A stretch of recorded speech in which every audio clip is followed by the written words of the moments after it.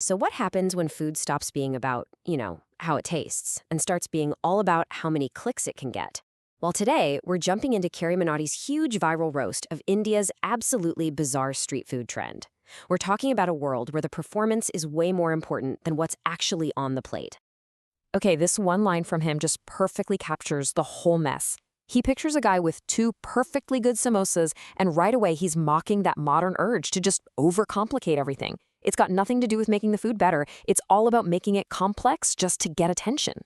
The way Carrie Minotti breaks it down, this is basically a war. On one side, you've got generations of amazing culinary tradition, and on the other, the internet algorithm, and it is always hungry.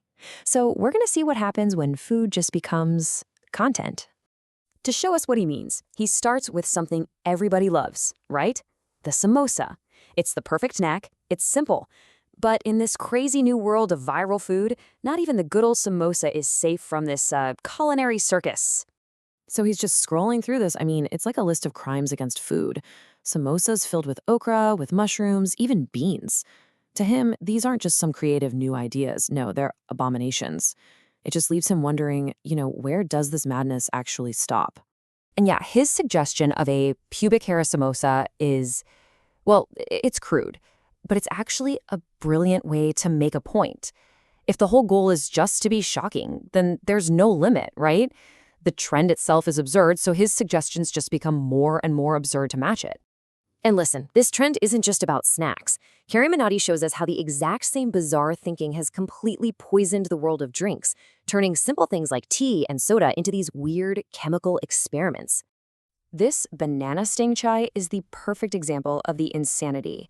You start with perfectly good tea, then you drop a whole banana in it, and then you top it all off with that bright red energy drink. I mean, it's a recipe for disaster, but it's presented like it's some kind of gourmet creation. His reaction is, well, it's raw, it's vulgar, but it's honest. It's probably what a lot of us are thinking. He's basically saying this drink is so unnatural you might as well just go all the way with it. It's just a complete rejection of whatever this culinary experiment is supposed to be. And the nightmare just keeps going with this egg soda. It's a creation that absolutely blows his mind. His sarcastic joke about a vendor making omelets from his own, well, you can read it. That's his way of pointing out that there is absolutely zero logic behind any of this. Okay, so all of this is building up to what Carrie Minotti sees as the next level of food crimes, the unholy hybrids. This is where two completely separate, beloved dishes get stitched together into a single, monstrous thing. You can tell he is genuinely horrified watching these videos. To him, biryani is a masterpiece. And seeing people destroy it with things like Parle Gay biscuits or bubblegum or even ice cream, in his eyes, these aren't just new recipes. They're culinary sins. This comparison really just lays it all out perfectly, doesn't it? On one side, you got your classic pizza, savory toppings. On the other, a gulab jamun pizza, a super sweet, milky dessert that has absolutely no reason to ever be on a pizza crust. His joke about it tasting like lassi just shows you how much of a flavor train wreck this is. So the theme of too much continues, but now we're talking about pure quantity. He finds a street vendor making a 30-egg omelet. And the number itself, 30, that's the whole joke. It's so far beyond what a normal human could ever eat that its only real purpose is to be a spectacle. So he asks the obvious question, who is actually eating this thing? And his joke about the wedding tent collapsing under the weight of the person who orders it, well, it just drives home his point. This food isn't being made to be eaten, it's being made to be filmed. All right, so at this point, Carrie Minotti kind of shifts his focus.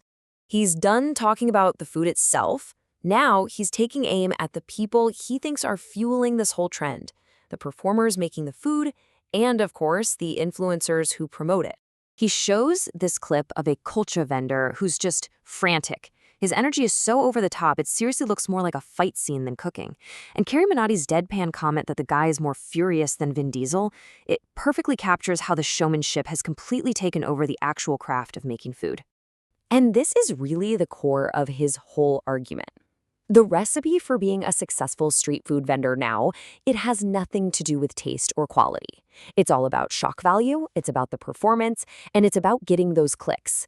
The food itself is almost an afterthought to the content you can make with it. And here it is, This is his most direct, most brutal takedown, and it's aimed right at the food bloggers. He's basically arguing they have zero standards and will promote anything, no matter how disgusting it is, just to get more views. The donkey's ass line is a shocking way to say he thinks they have a complete lack of integrity. And this whole obsession with performance, it has real consequences. His absolute horror when he sees a rat just run through a food stall he just ate from is a pretty stark reminder that in this mad dash for viral content, basic things like food safety and hygiene are just getting tossed aside. Okay, so after that wild culinary tour, what's the big takeaway here? Let's break down Carrie Minati's final diagnosis of this whole crazy trend. This chart just sums it up perfectly. The entire equation for what makes street food good has been flipped on its head. Things that used to matter, like taste and tradition, are at an all-time low.